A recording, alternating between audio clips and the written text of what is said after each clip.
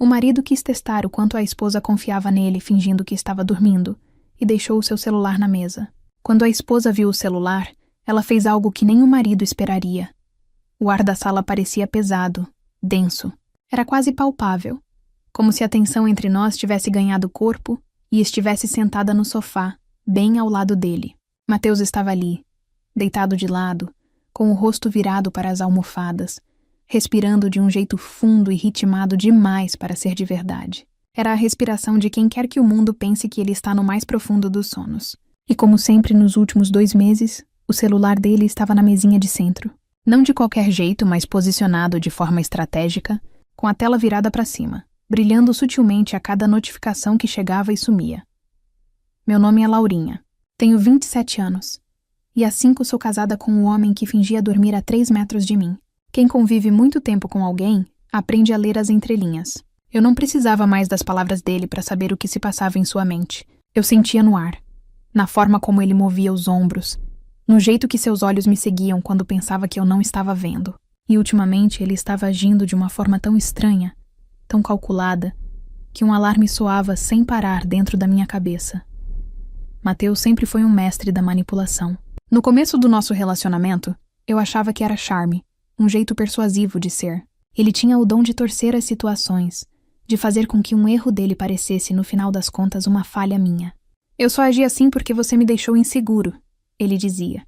Ou, se você confiasse mais em mim, eu não precisaria esconder as coisas para não te magoar. Com o tempo, aprendi a identificar os padrões, as pequenas armadilhas que ele montava no dia a dia. Eram testes. Ele me testava o tempo todo. O mais irônico é que ele se achava um gênio por isso. E eu, para evitar brigas intermináveis e o desgaste de apontar cada jogada dele, muitas vezes fingia que caía. Eu sorria, pedia desculpas por algo que não fiz e deixava seu ego inflar. Era mais fácil. Era o meu jeito de sobreviver ao nosso casamento. Mas o teste do celular era diferente. Era mais descarado, mais insultuoso. Era um jogo novo e perigoso. Eu passei por ele, indo em direção à cozinha para pegar um copo de água. Pelo canto do olho, vi um músculo na sua nuca se contrair. Ele estava tenso, esperando que eu parasse, que a curiosidade me vencesse, que eu pegasse aquele aparelho e mergulhasse de cabeça na sua armadilha. Eu podia sentir a expectativa dele emanando do sofá. Ele queria que eu olhasse. Ele precisava que eu olhasse. Para quê? Para depois acordar num susto falso e me pegar no flagra? Para gritar que eu era a louca, a ciumenta, a descontrolada que não respeitava a sua privacidade? Para virar o jogo e me colocar como a vilã da história que ele secretamente estava escrevendo? Continuei meu caminho. Enchi meu copo com a água da geladeira, bebendo devagar, sentindo o líquido gelado descer pela minha garganta e acalmar o fogo que subia pelo meu peito. Eu não era boba. Sabia que algo estava errado. O distanciamento dele não era apenas físico. Ele estava ausente, mesmo quando estava presente. Os sorrisos não alcançavam mais seus olhos.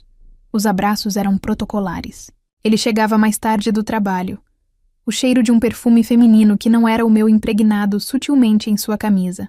Desculpas esfarrapadas, reuniões de última hora, jantares de negócios que se estendiam pela madrugada. E agora, esse teatro ridículo com o celular. Lembrei-me de uma vez, uns 2 anos atrás, quando ele esqueceu o computador aberto numa conversa com uma colega de trabalho. A conversa era cheia de elogios e piadinhas internas. Quando eu ingenuamente perguntei quem era, ele explodiu. Disse que eu era doente de ciúmes, que estava vendo coisa onde não existia, que eu ia acabar com o nosso casamento por causa da minha insegurança. Ele gritou tanto, me fez sentir tão pequena e errada, que no final eu estava chorando e pedindo perdão. Só dias depois, com a cabeça fria, percebi que a tela não foi esquecida. Foi deixada ali de propósito. Foi um teste para medir a minha reação, um adestramento. E ele estava fazendo de novo. Só que dessa vez, eu não era mais a mesma Laurinha. Os anos ao lado dele me calejara.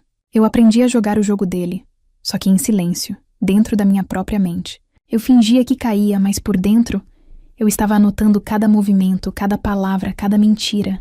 E a peça final do seu quebra-cabeça doentio era aquele celular, piscando sobre a mesa como um farol me chamando para o naufrágio. Ele queria me dar uma prova, algo que me incriminasse quando eu a usasse contra ele. Mas a verdade é que eu não precisava daquela prova. A verdade já morava em mim, um gosto amargo na boca, uma certeza fria no estômago. Eu só precisava decidir o que fazer com ela. Voltei para a sala, passei novamente por ele. e subi as escadas para o nosso quarto. Ele nem se mexeu. A estátua de um homem fingindo dormir, esperando por uma plateia que já tinha ido embora do teatro. Os dias se transformaram em semanas, e o cenário na nossa sala de estar se tornou um ritual macabro e silencioso. Todas as noites era a mesma coisa. Mateus chegava, jantávamos em um silêncio cortado apenas pelo som dos talheres no prato. E depois ele se jogava no sofá. Em poucos minutos, a respiração forçada começava, e o celular era depositado na mesinha de centro, a tela brilhando como uma isca em águas escuras. No começo, eu sentia um nó no estômago toda vez que passava por ali. Era um misto de raiva e tristeza. Raiva por ele me subestimar tanto, por achar que eu era uma marionete em seu teatro particular.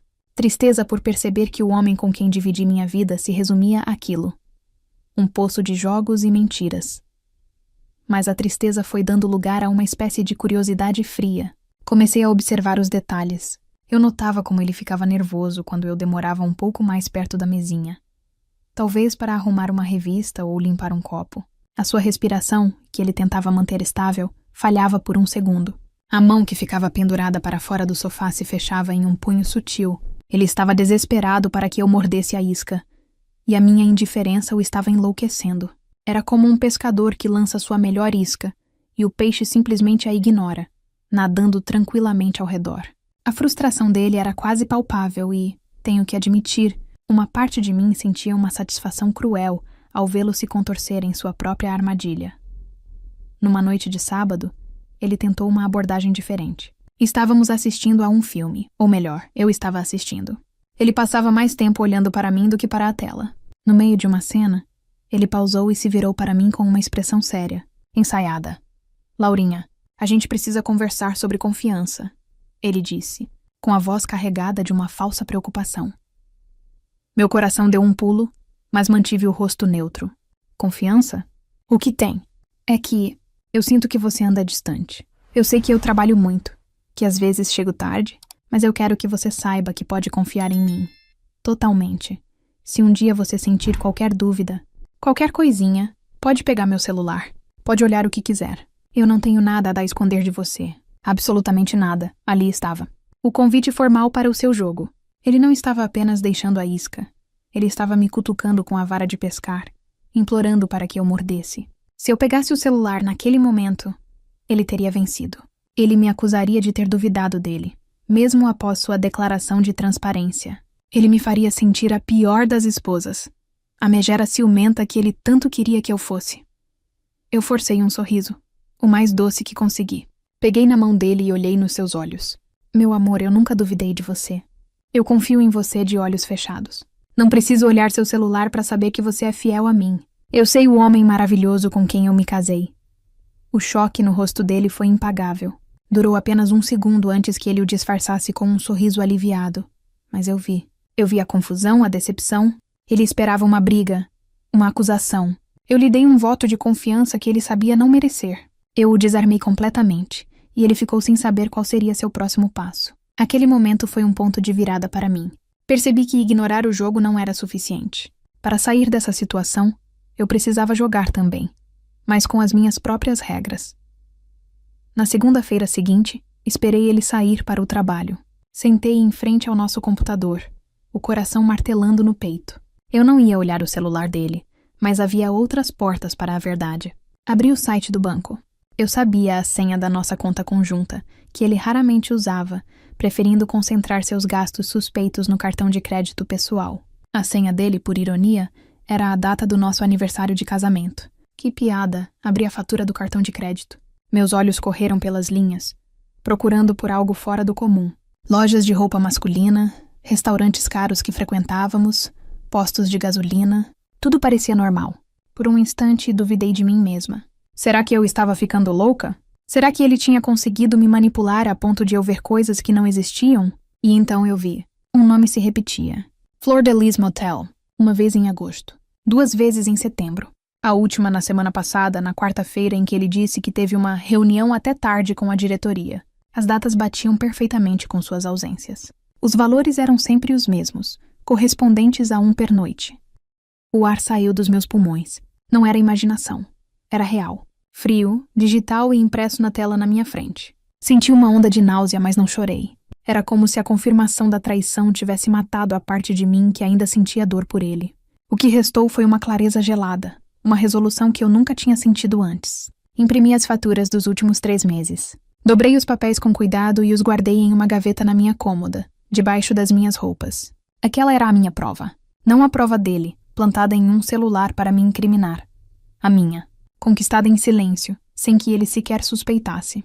Naquela noite, quando Mateus repetiu seu teatro no sofá, eu o observei de um jeito diferente. Ele não era mais o manipulador assustador. Era apenas um homem pequeno, patético e previsível, dormindo o sono falso dos covardes. E eu, pela primeira vez em muito tempo, sabia exatamente o que fazer. Com a certeza da traição guardada na gaveta, algo dentro de mim mudou. A ansiedade deu lugar a uma calma fria, uma clareza de propósito que eu não sentia há anos. Eu passei a observar Mateus não mais como meu marido, mas como um objeto de estudo. Via seus sorrisos falsos, suas desculpas esfarrapadas e seu teatro noturno no sofá, e não sentia mais dor, apenas uma espécie de pena. Ele era tão previsível, tão patético em suas tentativas de controle. Viver na mesma casa que ele durante os dias que se seguiram foi como atuar em uma peça. Eu era a esposa amorosa e um pouco ingênua, e ele era um marido dedicado. Mas nos bastidores, eu estava planejando minha saída, ato por ato. O primeiro passo foi ligar para uma advogada. Encontrei o nome da doutora Ana Amanda na internet, especialista em direito de família. Marquei uma consulta online para um horário em que eu sabia que Mateus estaria preso em uma reunião. Doutora Amanda, meu nome é Laurinha. Sou casada e quero o divórcio. Falei, a voz firme, sem um pingo de hesitação. Do outro lado da tela, uma mulher de olhar sério e compreensivo me ouviu pacientemente. Contei tudo. Não a parte da traição, ainda não. Falei sobre a manipulação, sobre os jogos psicológicos, sobre a sensação de estar sendo constantemente testada, adestrada. Ela assentiu, anotando cada palavra. Laurinha, o que você descreve é abuso psicológico, ela disse, e ouvir aquela palavra em voz alta foi como uma chave virando dentro de mim. Temos base mais do que suficiente. Vou preparar a petição inicial do divórcio. Você terá tudo pronto em 2 dias. Quando desliguei, senti um peso gigantesco sair dos meus ombros. Não era mais apenas um pensamento, um desejo de vingança. Era um plano em ação, um caminho real para a minha liberdade. Os 2 dias seguintes foram os mais difíceis. Eu tinha que manter a máscara, sorrir para o homem que me traía e me menosprezava, enquanto contava os minutos para o fim. Ele, por sua vez, parecia mais frustrado do que nunca. Minha recusa em cair na armadilha do celular o estava deixando sem rumo. Ele não entendia por que seu plano mestre não estava funcionando, e a incerteza o corroía. Na sexta-feira à tarde, o e-mail da advogada chegou. Petição anexa. Abri o arquivo. As palavras divórcio litigioso saltaram da tela. Imprimi o documento. O papel quente na minha mão parecia um troféu. Fui até minha gaveta. Peguei as faturas do cartão de crédito com os nomes do motel circulados em caneta vermelha e juntei tudo.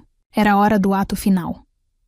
Naquela noite, o ritual começou como sempre. Jantamos em silêncio. Ele foi para o sofá, eu lavei a louça.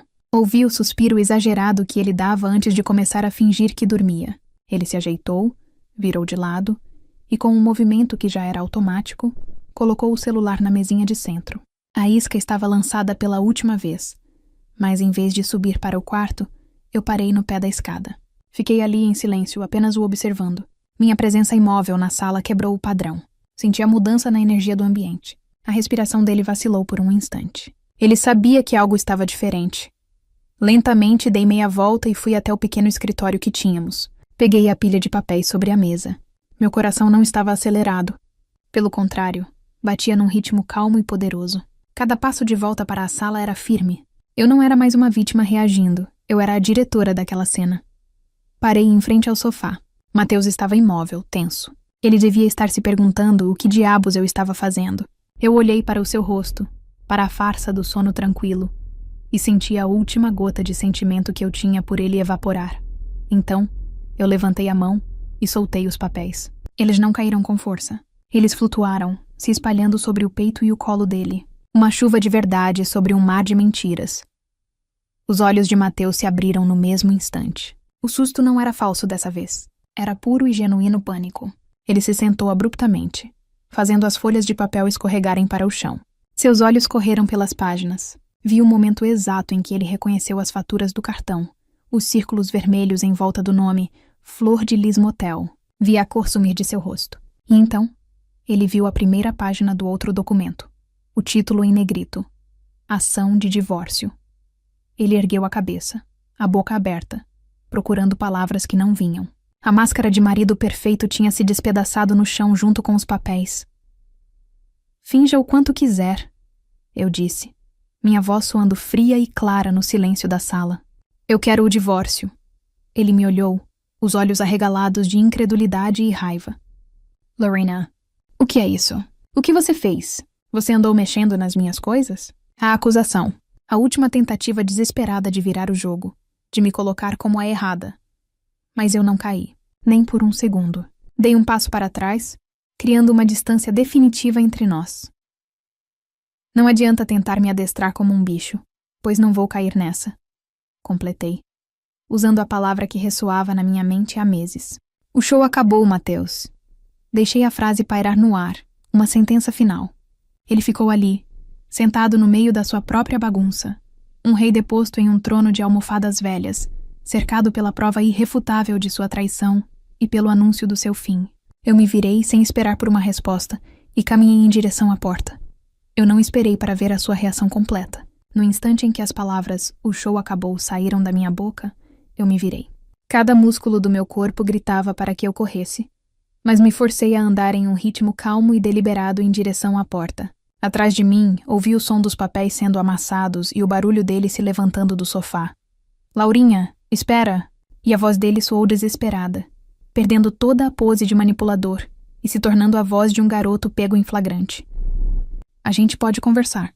Você está entendendo tudo errado." Minha mão já estava na maçaneta. Eu tinha deixado uma pequena mala de mão escondida perto da entrada mais cedo naquele dia. Peguei-a sem sequer olhar para trás.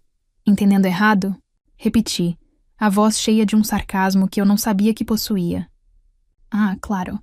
As faturas do Flor de Lis Motel são, na verdade, doações para um convento com um nome muito infeliz, não é, Mateus?"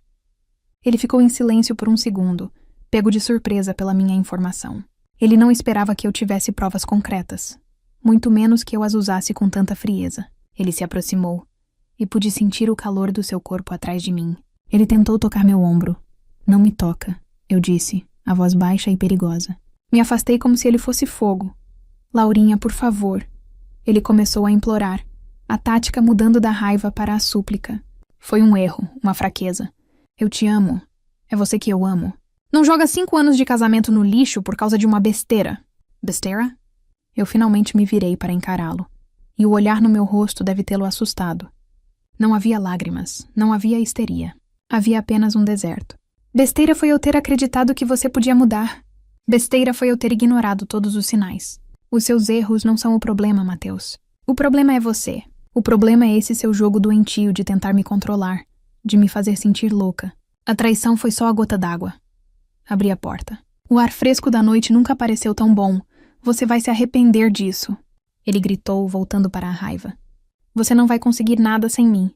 Dei um último sorriso, um sorriso genuíno de pena. "Eu já consegui, Mateus. Eu consegui a minha vida de volta." Fechei a porta atrás de mim e, pela primeira vez, não a tranquei por medo dele, mas para selar o meu passado. O clique da fechadura foi o som mais libertador que eu já ouvi. Nos dias que se seguiram, ele fez exatamente o que eu esperava. Meu celular quase explodiu. Foram dezenas de ligações, uma atrás da outra. As mensagens de texto eram uma montanha-russa de emoções. Começou com "Você destruiu a minha vida, sua ingrata." Depois passou para "Eu sinto sua falta, volta pra casa, eu te perdoo." E por fim as promessas. "Eu vou pra terapia. Eu mudo, eu juro por tudo que é mais sagrado. Me dá só mais uma chance." Eu estava na casa da minha irmã, Clara. Ela me olhava ler as mensagens com preocupação. "Você não vai responder, vai?" E ela perguntou. Eu respirei fundo. Olhei para a tela, para o nome Mateus, que agora me causava repulsa, e apertei o botão bloquear. Fiz o mesmo nas redes sociais, no e-mail. Eu o deletei da minha vida digital com a mesma determinação com que saí pela porta daquela casa. "Não", respondi para a minha irmã. O show acabou. A vingança para mim não era vê-lo sofrer. Não era gritar ou quebrar coisas. A minha vingança foi o meu silêncio. Para um homem como Mateus, que se alimenta da reação dos outros, que precisa do controle e da atenção para existir, o silêncio é a pior tortura. Ser ignorado, para ele, é como deixar de existir. Todo o contato passou a ser feito através da doutora Amanda. Ele tentou dificultar o divórcio, se recusou a sair do apartamento, contestou a divisão de bens, mas a cada tentativa dele de criar um drama, eu respondia com uma instrução para a minha advogada. Eu me recusei a entrar no circo dele. Ele queria brigar comigo, me ver chorar, me manipular mais uma vez. E eu não lhe dei esse prazer. Os meses passaram. Encontrei um pequeno apartamento para alugar, um lugar que era só meu. Pintei as paredes da minha cor favorita sem precisar pedir a opinião de ninguém. Comprei lençóis novos, pratos coloridos e passei a dormir a noite inteira.